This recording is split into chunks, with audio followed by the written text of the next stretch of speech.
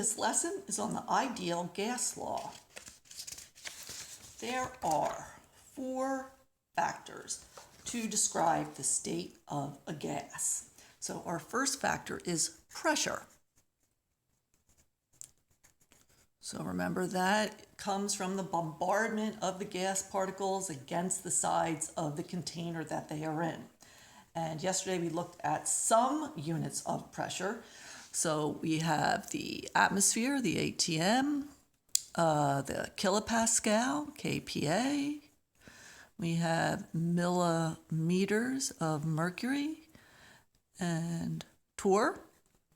And there's many, many more. All right, our second factor to describe a state of the gas is the volume. And of course, we take the volume of the container as the volume of the gas. And our units for that, liters, and we could see volumes of milliliters. And then our third factor is the number of moles of our gas. So our unit for that, of course, is the mole. Or we could be given units of grams, and then we could just change those grams to moles as long as we know what gas we have. And then our fourth factor is the temperature. So the temperature scales that we'll be dealing with are the centigrade scale and the Kelvin scale. So it turns out if we have 3 of these, we'll be able to calculate the 4th. And we're going to do that with what is called ideal gas law, probably one of the most important laws in all of chemistry. And this law relates our 4 factors. And the law is PV equals nRT. Pressure times volume equals the number of moles times this R times T. What is this R? So R is the ideal gas constant.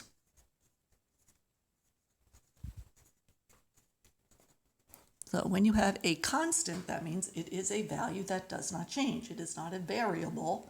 It remains the same. And the value of R depends on the units of R.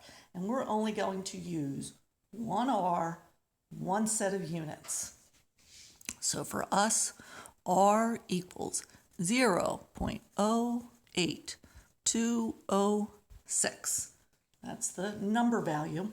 And then we have some kind of wacky units here. We've never seen anything like this in chemistry. The units are liters times atmospheres divided by moles times Kelvin. This whole thing is the units for R. So we know whenever we have any type of equation, the units on the left-hand side of the equal sign must be the same as the units on the right-hand side of the equal sign. So let's look at how the units of R are going to tell us the units that we need to use for the other factors. All right, so we'll write our equation again. So PV equals nRT. So we're just going to do a unit analysis here. So R, our units are liters times atmosphere over mole times Kelvin. So these are the units that we must use in our equation. So temperature then must be the Kelvin temperature. You absolutely must change centigrade temperature into Kelvin to use this equation. All right, N is moles. Mole appears in R, so our unit of N is mole. The pressure must be in atmospheres. And our volume must be in liters. So if we look at this, mole cancels mole, Kelvin cancels Kelvin. The units on the left are atmospheres times liters. The units on the right are liters times atmospheres. they are equivalent. So when we do ideal gas problems, we must make sure that we use the proper units that go with R. So let's look at an ideal gas problem. What is the pressure of 8.50 moles of helium in a 50.0 liter tank at 23 degrees C? So the first thing I'm going to do before I do anything else is change that temperature to Kelvin so I don't forget to use the Kelvin temperature. And remember, it's easy to convert. All we have to do is add 273. So 6, 9, 2. So our temperature is 296 Kelvin. So if we go back and look at our problem, it says, what is the pressure? That is the P in PV equals nRT. Of 8.50 moles, there's our N, of helium in a 50 liter tank, that's our V, at 23 degrees C, that is our T. So we have all four factors represented in the question. So we're going to start out with our ideal gas law. PV equals nRT. Now we're looking for pressure, so we want to do what is called isolating the variable. Get pressure by itself on this side of the equation and everything else on the other side. So to do that, we divide this side by V. That means we divide this side by V. You can do anything as long as you do it to both sides of the equation. So V cancels out V, so we have that P equals nRT over V. Now we just substitute in. So our N from the problem is 8.50. Remember that 0 is a sig fig, so we need to include that. Times R is 0.08206 liters times atmospheres divided by moles times Kelvin times our temperature in Kelvin, 296 K, divided by our volume of 50.0 liters. Moles cancels moles, Kelvin cancels Kelvin, liters cancels liters. Our pressure will be in atmospheres. 3 sig figs, 4 sig figs, 3, 3. So our answer must have 3 sig figs. So let's calculate that out. 8.5 times 0.08206 times 296 divided by 50 equals, so we get 4.13 atmospheres. So remember, 1 atmosphere is a normal atmospheric pressure, so this is over 4 times the atmospheric pressure in our helium tank. All right, let's do another one of these. What is the volume of 76 grams of neon at STP? All right, so this STP, this is giving you numerical information. So you have to remember what that stands for. So this is standard temperature and pressure. The standard temperature, this is 0 degrees C, which is 273 Kelvin. Add 273 to 0. Our standard pressure has been defined as 1 atmosphere. So now we've got temperature, we've got pressure, we're looking for volume V, and we're giving grams, but that's okay because with grams we can figure out the moles. So that will be our N. All right, so let's change those grams to moles and then we'll do the PV equals nRT. So X moles of neon equals 76 grams of neon. And then we just look on our periodic table and we see that 1 mole of neon is 20.18 grams of neon. Do that math. So we get 76 divided by 20.18 equals, so 3.8 with 2 sig figs.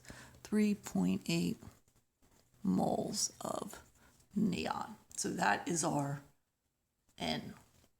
All right, ideal gas law, PV equals nRT. So now we're looking for volume. So we want to get volume isolated. So divide by P, that cancels out. So we get V equals nRT over P. Substitute in, we just calculated N, 3.8 moles.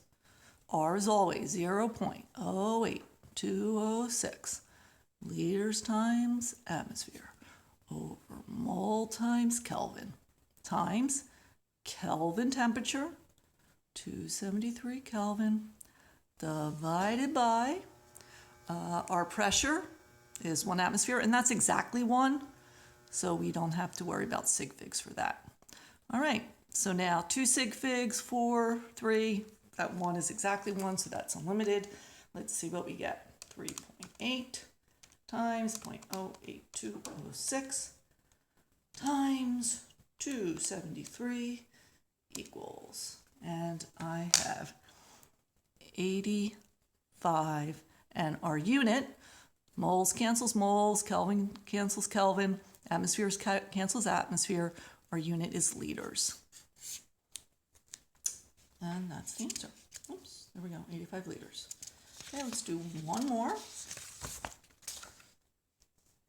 How many grams of carbon dioxide are in a 3.00 liter cylinder at 2,450 millimeters of mercury and 26 degrees C? All right, again, first thing I'm going to do, I'm just going to change that to Kelvin so I don't forget. 273, 6 and 3 is 9, so 299 Kelvin. All right, so we're asked for grams of carbon dioxide, CO2, in a 3-liter cylinder, so that's our volume. We're given a pressure in millimeters of mercury, and then our temperature. So we've got PV, we can get N from the ideal gas law, and then change moles to grams to get our answer. All right, so we need to use the ideal gas law. We got to change this pressure. We can't use millimeters of mercury. We must have atmospheres. So I'm going to do that first. So X atmospheres equals 2450 millimeters of mercury. And my conversion is that 1 atmosphere is equivalent to 760 millimeters of mercury. Okay, so 2450 divided by 760 equals. All right, so this has 3 sig figs. That's a unlimited sig fig conversion there. So we have 3.22 atmospheres for our pressure. So now we'll go ahead and use our PV equals nRT. So I'm going to be solving for the number of moles, then I'll worry about changing them to grams. So I have to get N by itself. So divide this side by RT, I have to divide this side by RT. Cancel, cancel. I'm just going to put the N on the left. So N equals P times V divided by R times T. So N equals, our pressure has to be in atmospheres, 3.22 atmospheres times the volume, 3.00 liters, divided by 0.08206 liter times atmosphere over mole times Kelvin times temperature in Kelvin is 299 K. Kelvin cancels Kelvin. Our atmosphere cancels atmosphere. Liter cancels liter. We have 1 over mole. Our unit is moles. And let's get our value. So 3.22 times 3 divided by 0.08206 divided by 299 equals. Let's see, sig figs 3, 3, 4, and 3. So our sig figs are 3 sig figs, so 0.394 moles. And this is of carbon dioxide. Our question wants grams.